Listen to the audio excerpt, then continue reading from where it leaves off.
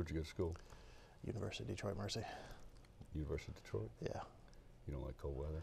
I hate cold weather, especially since I've been here for 3 years. We, He's a Boeing transplant. oh, really? For Boeing. Yeah. Really? Yeah. And you can't get rid of me now. Can't pry me out of here with a crowbar, man. Yeah, we buy our sunroom manufacturer is in Clinton Township. Okay. Which is, I guess, right outside of Detroit. Yeah, yeah. And we'd go up there a few times, and I was like, man, this is just crazy. It's bad. It's funny. I was watching the World Series last night, and it was awful that we lost. But just watching everybody all huddled up in the cold. Like 30 yeah. something. Yeah. So. Yeah. Got a lot of people from up north who work for us who just can't believe, that we're, talking about going to a job site and it's, 80 degrees in November or whatever, and they're used to snow and ice and everything. Listen, if I never see snow again, I'm totally fine with that. Yeah. Yeah. Totally fine with it. I help coach football a little bit, and I'm like, boy, it's going to be cold Friday night, and I'm like, it's going to be miserable. What do you wear? We don't even, do we wear long underwear or whatever? Oh, man. All right, I'm going to go ahead and get this rolling. All right. Just so you know, your full screen will have the address, the phone number, and the website if you want to say this. Okay? I want Gotcha. to say it? Okay.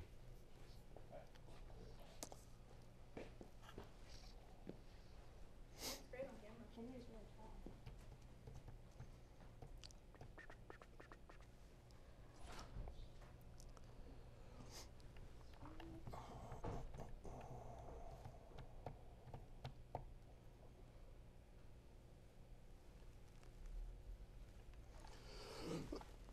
Excuse me.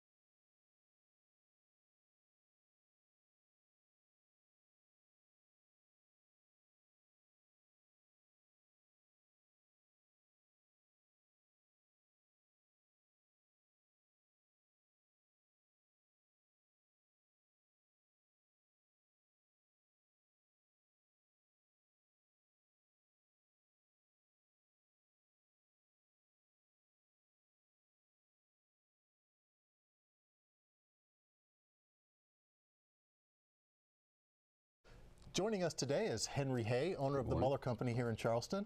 Henry, thanks so much for being with us today. Thanks for having me. Now, they say timing is everything. Right. And with all that's going on up the East Coast with Frankenstorm, Hurricane Sandy, you've been working on a couple of inventions that are pretty much going to change the industry as far as storm protection goes. Well, we hope they will. We hope they will.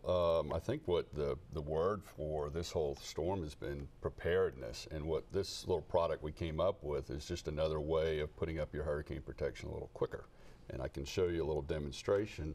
Most of the time when you're putting up your hurricane protection, you're having to put a screw through plywood or whatever you have, or you might just have a little metal fastener there with a female or male with a little wing nut that you put the hurricane protection up.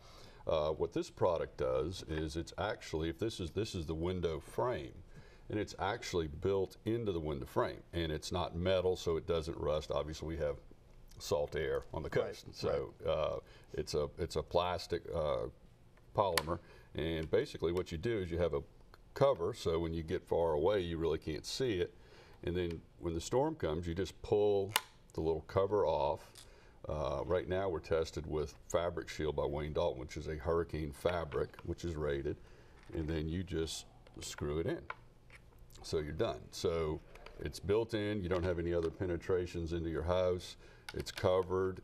It's not going to leak. You're not drilling extra holes into the house, and it's ready to go. So you're prepared.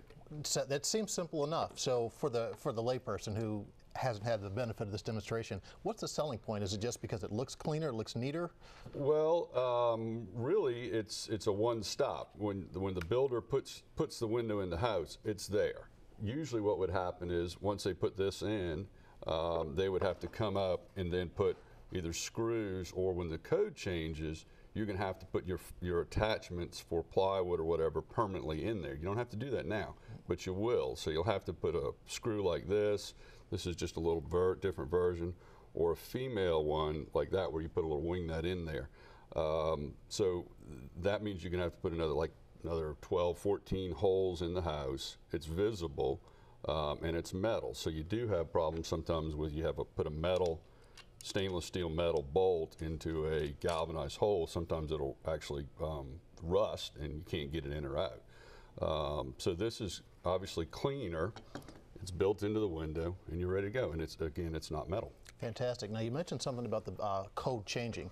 Right. When you started working on this new design, did you know that building codes were in the process of changing? No, I wasn't that smart. We just did it because it's a cheaper, more efficient, and more aesthetically pleasing way of doing it. In 09 or 010, they changed the code, but it wasn't implemented because of some other issues. But the 2012 building code, which is the International Residential Code and International Building Code, will say that you can use plywood, which is everybody uses, but that you have to have the fasteners permanently in the wall. So that means that you're going to have something like this in the wall permanently. So it's an additional cost, it's metal, and it's kind of unsightly in some cases. So that's a great setup, better looking and more cost effective. Yes. Henry, thanks so much for being Thank with us you. today. If you'd like more information, you can contact Henry and his team at their new location on Skylark Drive in Charleston, and that number is 572-9727, or log on to Muller.com.